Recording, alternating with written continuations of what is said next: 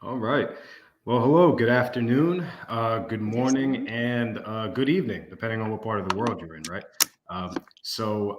First of all, just want to thank you for joining us today. My name is Nerio Rivera. I'm an area manager out of New Jersey. Just want to, yep, again, thank you for joining us today. We're going to be talking about ISO 14001 and how it can help organizations of all sizes, all shapes. Improve their organization. With that, I want to go ahead and introduce my teammate Maria over in Hi, the UK. Nirio. Good to see you, and Good to see I'll let you. you take. Yeah, well, good to see you. And I just want to, before we start, just kind of just want to mention a little bit about 14,001. Just what is it, right? And how what kind of things, what kinds of things does it address? So I think the big word that comes to mind is sustainability, right? And what is the sustainability? And it is defined by the Brundtland report, which defines it as development that meets the needs of the present without compromising the ability of future generations to meet their own needs. How do we address those things? I mean, we're gonna when you're looking at your organization from an environmental aspect, some of the things you want to consider, like how much waste are you generating, or even noise pollution. You know, how are you affecting your neighbor's environment? What are the things that are out of your control in the environment that might be affecting your organization? So that's all taken into account. With that, I'd love to pass it over to Maria, who has some more information. Thank you, Nirio.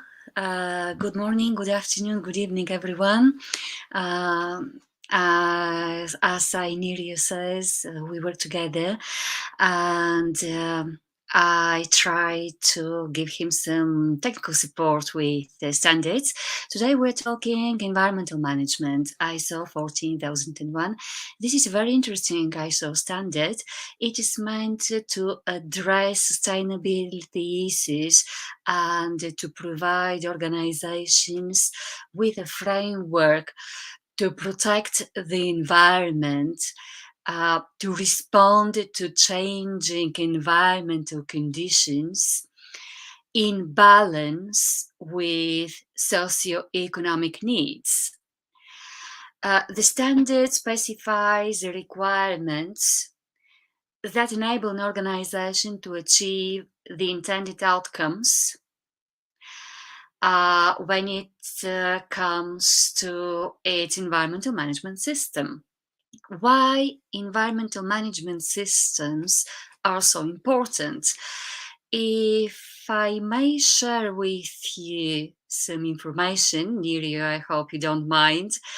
I'd like to talk slightly about Yoichi Kaya's formula with regards to uh, the needs to find ways to ensure that growth doesn't have to be linked to rising CO2 emissions.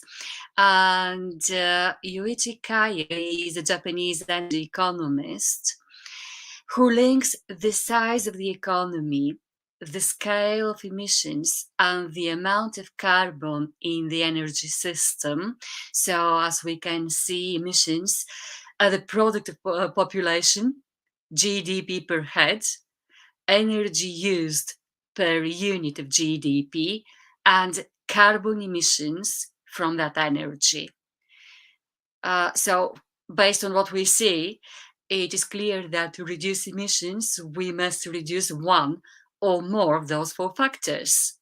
So, both private and government actions on the climate have concentrated on the last two, logically, carbon emissions per unit of energy, or as we know it, decarbonization, and energy use per unit of GDP, which is the efficiency. So this is important to highlight because, as we've just said,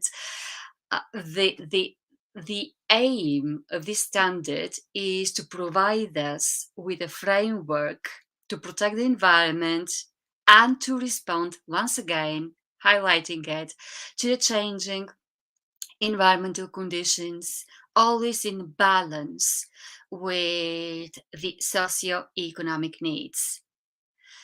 Long gone those years when China limited the growth of its population.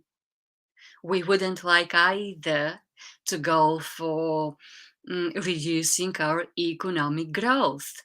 That's not viable. So the only solution we have ahead, that would be efficient environmental and energy management as well. So the standard allows us for a systematic approach to environmental management and can provide us with sufficient information to successfully build a long-term operating system and protect the environment by preventing or mitigating adverse environmental impacts. It helps us mitigate the potential adverse effect of environmental conditions on the organization. It helps us with our compliance obligation fulfillment. That's very important. It helps us also enhance our environmental performance, control the way our products and services are designed, are manufactured, distributed, if you like, consumed, and disposed as well. So it brings in consistent financial and operational benefits too.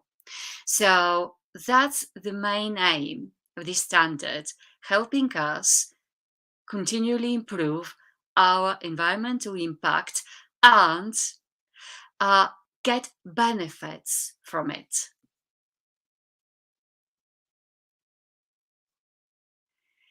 So That I mean, it's great information because sometimes the assumption is that you have to sacrifice your growth, sacrifice basically succeeding in your business if if you're trying to address some of these environmental concerns. It's not the case. I mean, you just simply have to implement a system that could help you manage this while still maintaining growth for your organization. So it's great information, and it's good for especially smaller businesses to understand. absolutely, and it is applicable to all kinds of businesses, small companies, big companies, product manufacturers, service companies, etc. So every single organization can benefit from ISO 14001, and honestly, ISO 14001 is one of the most requested standards.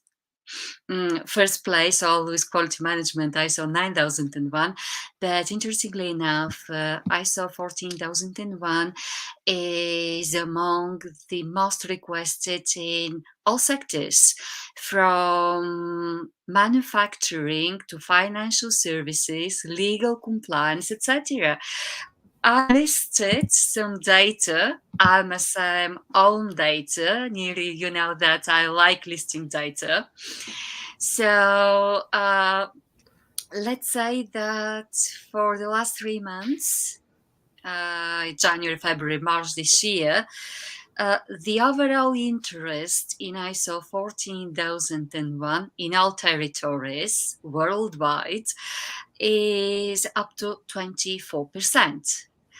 And it is consistent with the previous years. We started our surveys 2.5 years ago with the pandemic, and ISO 14001 has always performed around 24-25%.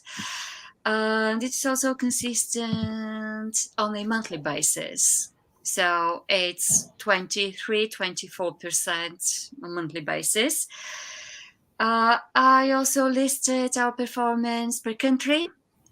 Top 5 markets, that would be the UK and Ireland, then the US, France, Canada, and Germany. So, except for the US and Canada, The overall interest in ISO 14001 per country reaches, it's over 30% in all three top markets in Europe. So 32% in the UK and Ireland, we list it all together, 31% in France, and nearly 30%, 29 in Germany. I said over 30 in all three markets, 29 in Germany, my bad.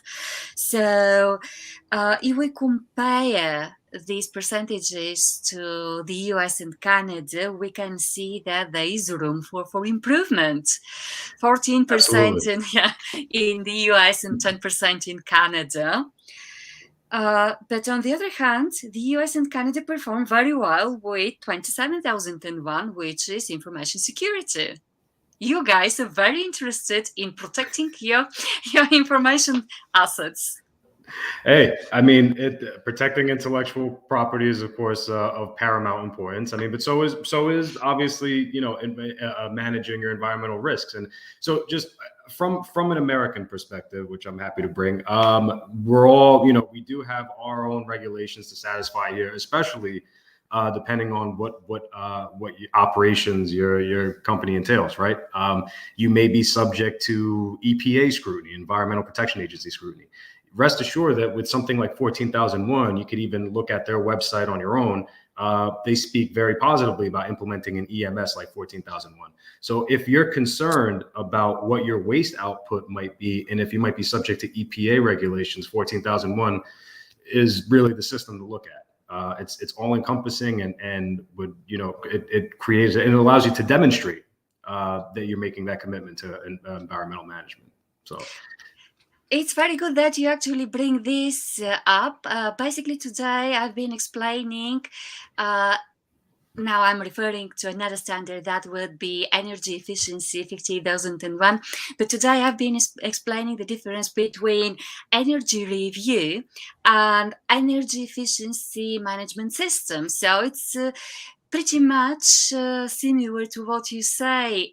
Some companies need to comply with specific environmental legislation, and then 14,001 provides a kind of umbrella. So if you operate an efficient environmental management system, rest assured that you'll have the mechanisms, the tools to monitor efficiently your legal compliance.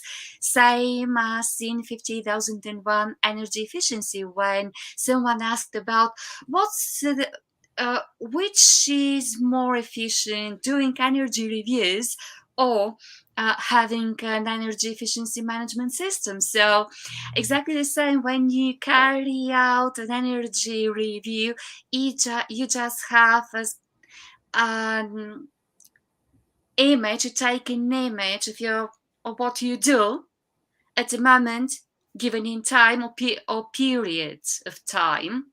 And when you operate the system, you actually know what to do with this good image you register. So with 14,001, pretty much the same. Instead of just going slightly confused, have I checked and double checked what I have to comply with? So instead of doing that, you have a tool, an algorithm helping you to know, oh yes, I have to do A, B, C to make sure I'm actually fully compliant. Right, exactly, and there is a reason why these government entities here in America, lean on systems like 14,001 or 50,001, right? Energy management, because at the end of the day, they know we're Americans. We're going to look at our bottom line, right? And at the end of the day, I don't want to misquote, but I do believe that there has already been a study implementing 50,001 across the board. If U.S. corporations were to do this, it would save billions of dollars over time. Yeah. So, these are things that, of course, we want to at least look at, and it being so much more popular in Europe and some of these other parts of the world, if it's working for them, it could certainly work for us out here. So it's something that I see U.S. corporations more and more, talking to their European partners and seeing what works for them in terms of managing their environmental risk. And, ISO always seems to be the way to go. So definitely look out for it being on the horizon a lot more these days.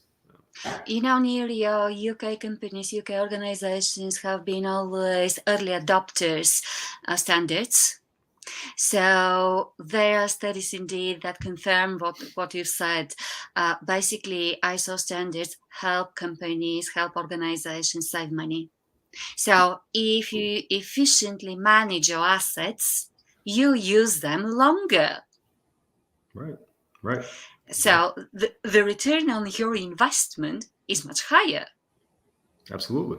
Absolutely. And that's the point, So especially if you're building, especially if you're building an organization that you want to last or that you want to make look attractive to a possible investor or, a myriad of other reasons where you just need to improve your company's profile and demonstrate that commitment. Pamela. Looks like we have Pamela. Hello, Pamela. Good to see you. Hi, how are you guys? Good, good, good. Well, just want to also happy to see Pamela from over on the West Coast. Actually, And we are not seeing her yeah, well, yet, but seeing she'll. her. Yes, I apologize. I'm having an issue with my camera this morning. So, but That's okay. yeah, I'm happy to join you guys.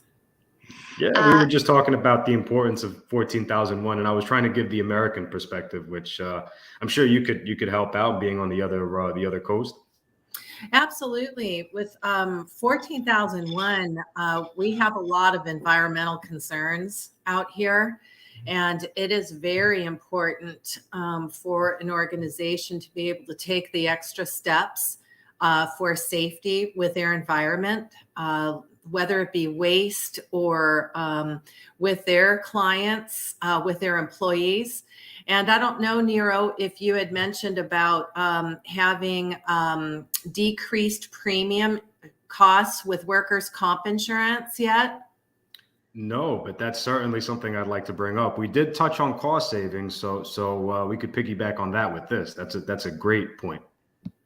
Yeah, what I've seen and understand is two huge benefits of implementing 14,001 ISO into a business and organization is their insurance costs for workers' comp or any kind of medical insurance is very costly, especially out here in California.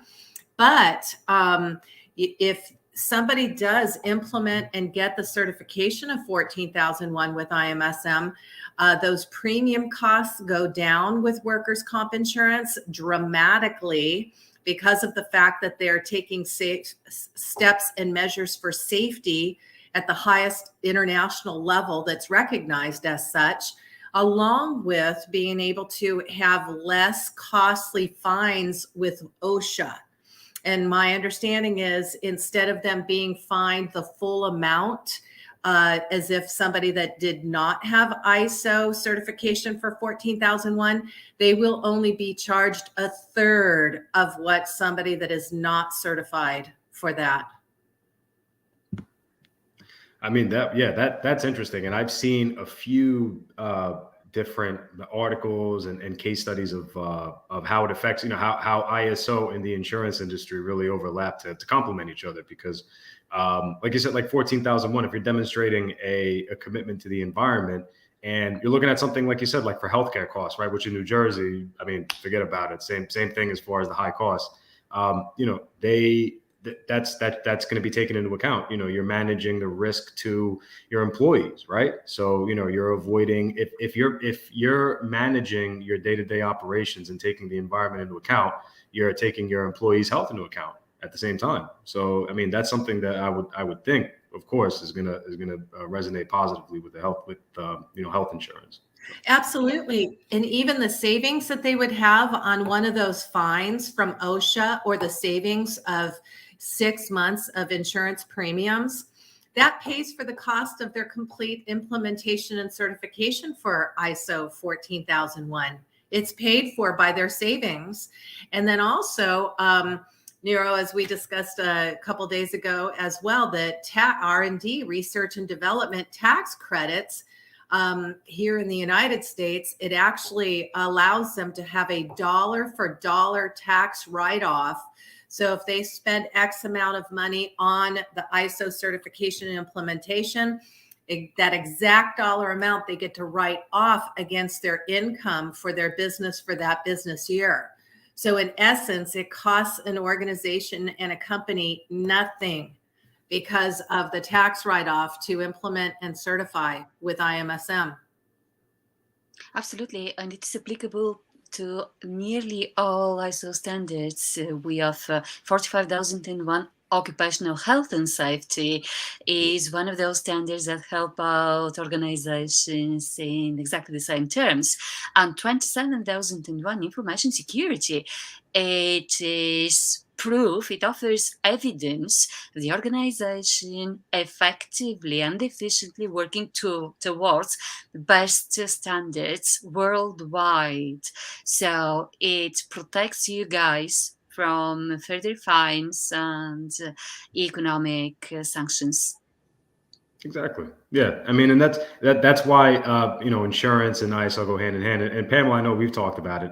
Even if it's kind of like another way to look at it, think of it as another umbrella policy, right? You're looking at this as a system that you're implementing to mitigate your risk, whether environmental risk or occupational safety risk. There's plenty of risk to go around. So, that's the beautiful thing about ISO is that we have all these different systems to address those challenges. So, it's a great point. And I have found that companies typically go for 45,001 and 14,001 together. Yes, indeed, they do. Yes. Yeah, and I'm sure, and it's also integrating those systems, as far as I understand, which can be extremely beneficial. I mean, the fact that they have that overlap, and you can just integrate it to address all these different pieces of your organization. I mean, that's the great thing about ISOs. They benefit from exactly the same structure, the so-called Annex SL. So they're compatible. And if you start with one, you can easily integrate whichever you might need to add within your current system. And there is no need to start with a particular system or standard. You may decide to go with 9001, which would be the logical and slightly old-fashioned way of doing it. But many companies, blockchain companies, to put as an example, go directly with 27,001. So organizations just need to identify their needs and make a strategic decision. Which one? And stick to the strategic decision.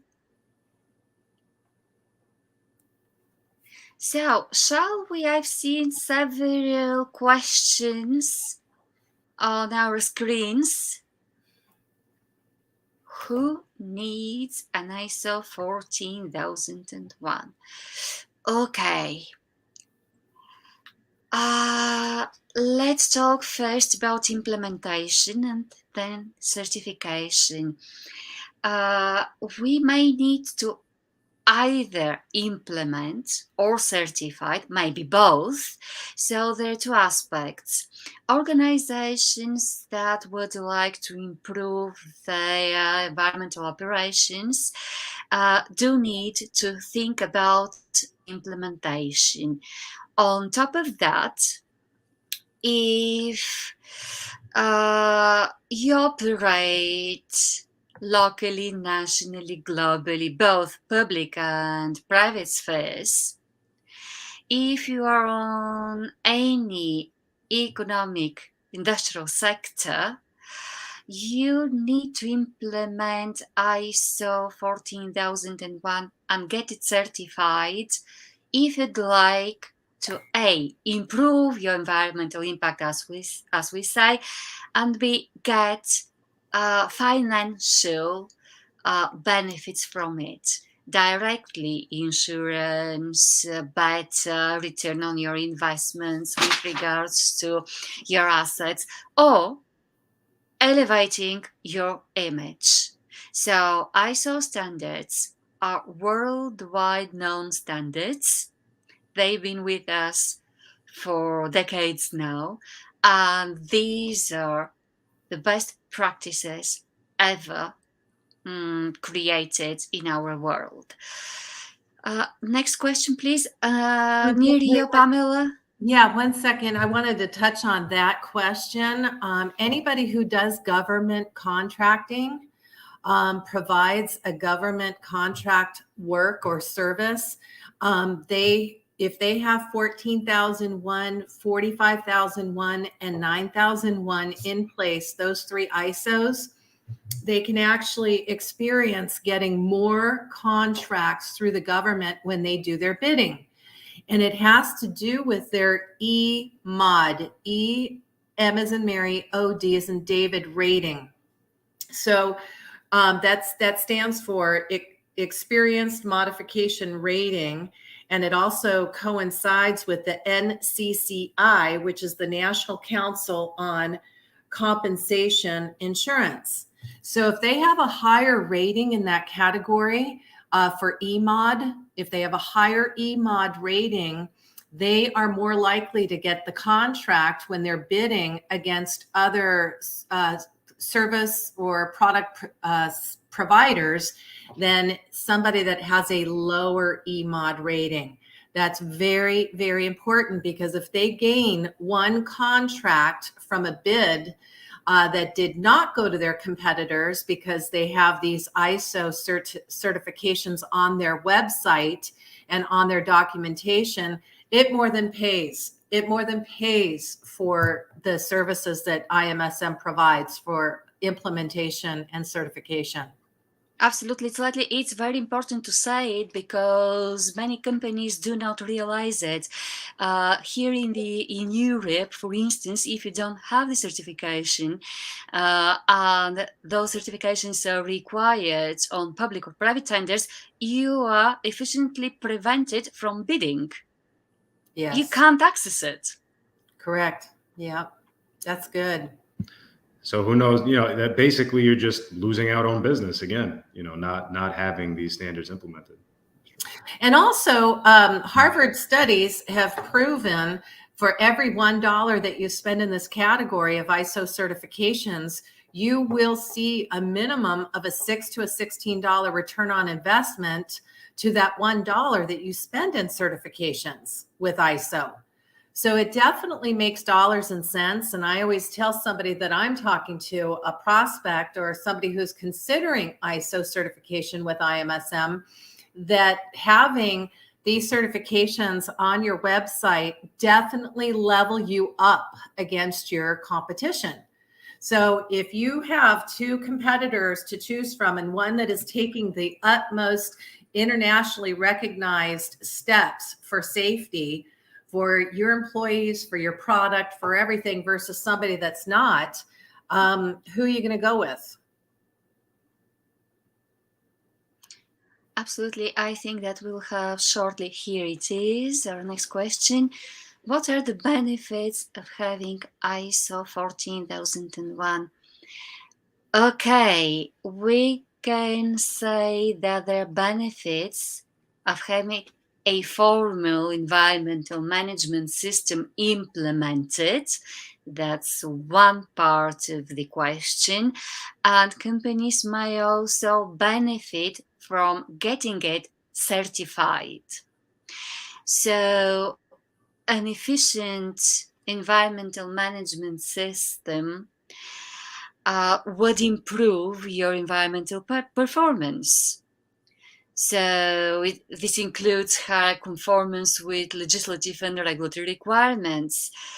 It would also minimize, therefore, the risk of regulatory fines and environmental liability. And it improves your reputation, your organizational reputation. Yeah.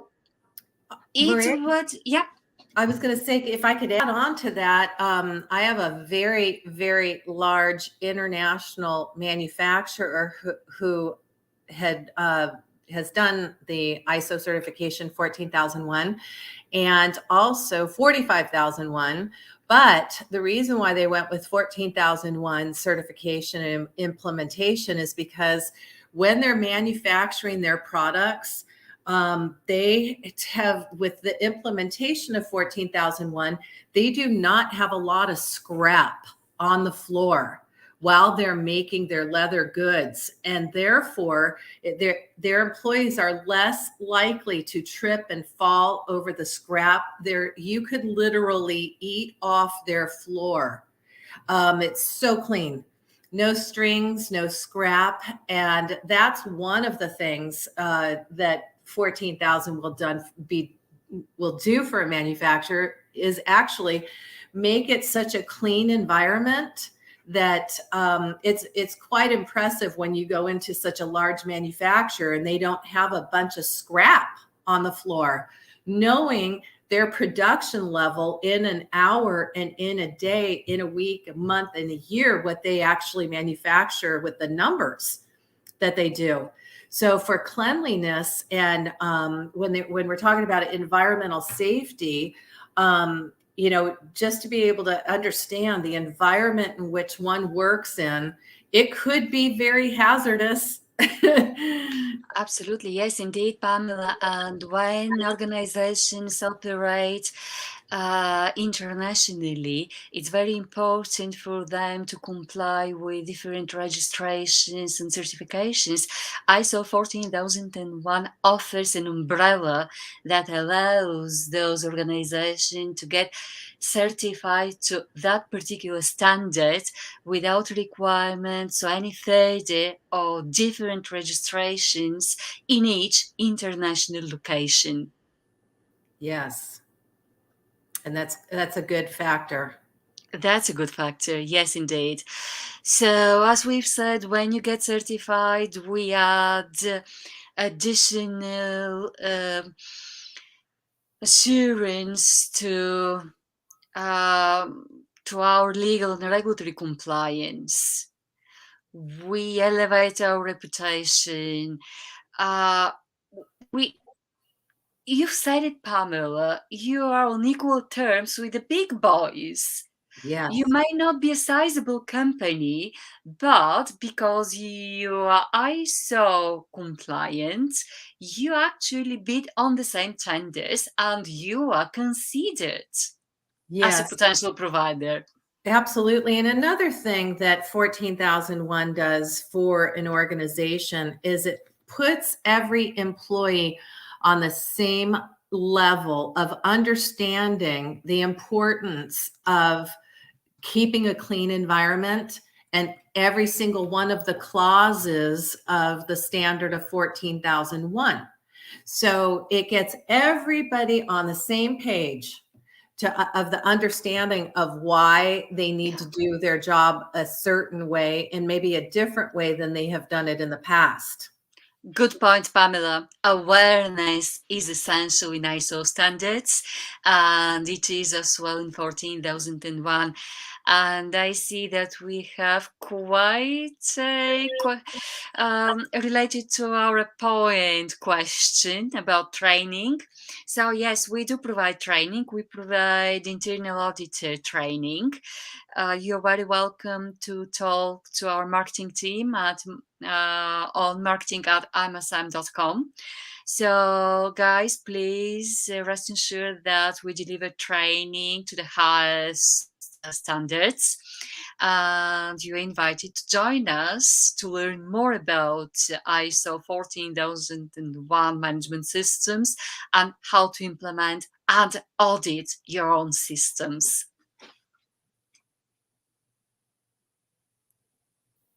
Neri, you muted. Oh, I wasn't saying anything. No worries. Okay, sorry. So I mute myself because I have a puppy yapping in the background sometimes. Oh, that's so nice. Yeah. Well, he's not a puppy anymore. He's a year old, so I guess that makes him a dog instead of a puppy. But yeah.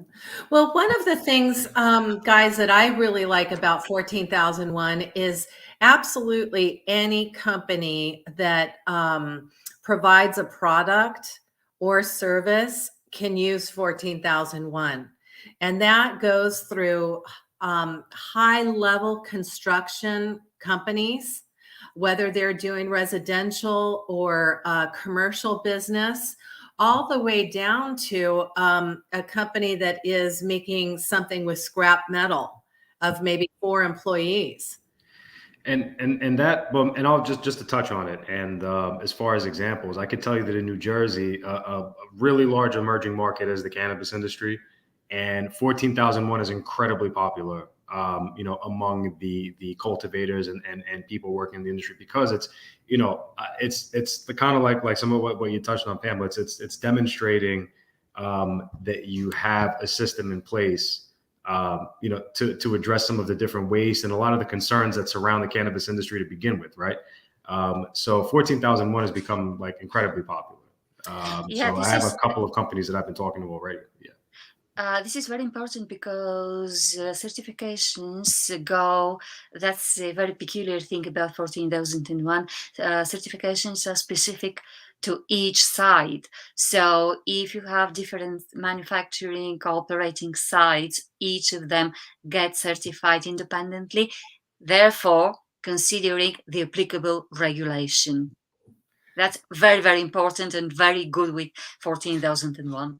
Yes, and another whole area that we haven't spoken of, which is also very important, I've done deals with, is 14,001 for environmental safety and management, along with 22,000 for food. So both of those go hand in hand together.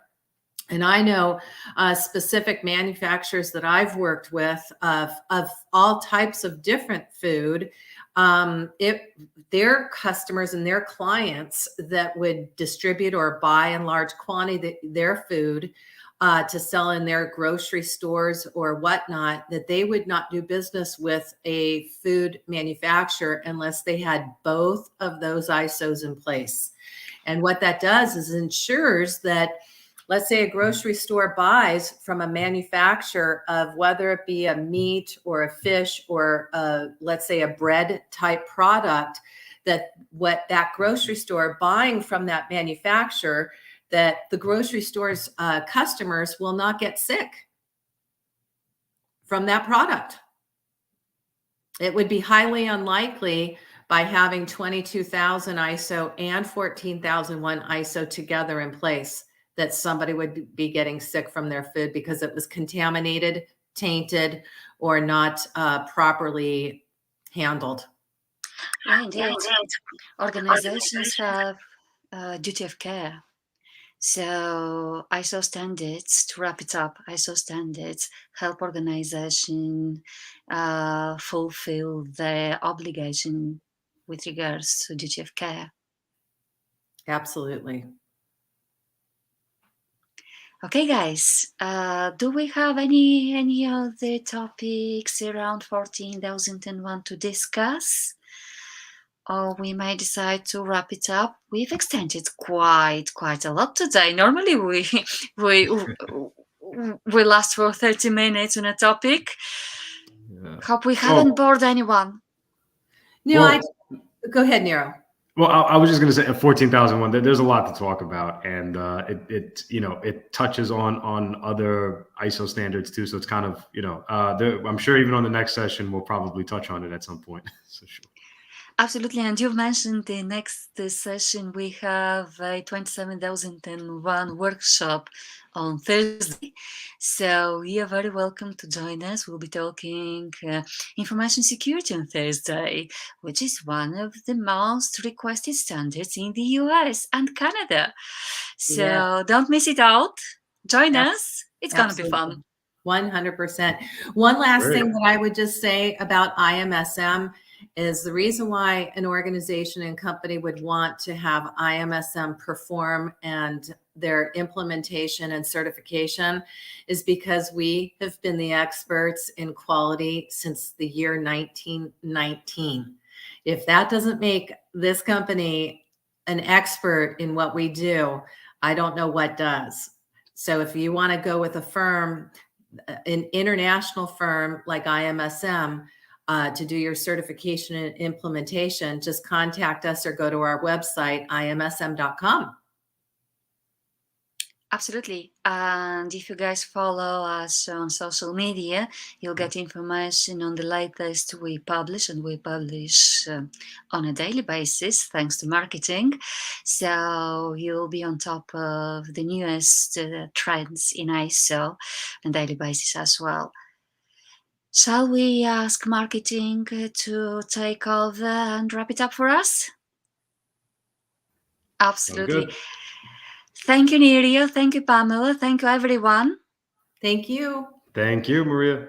Thanks, Pamela. Thanks, Caroline.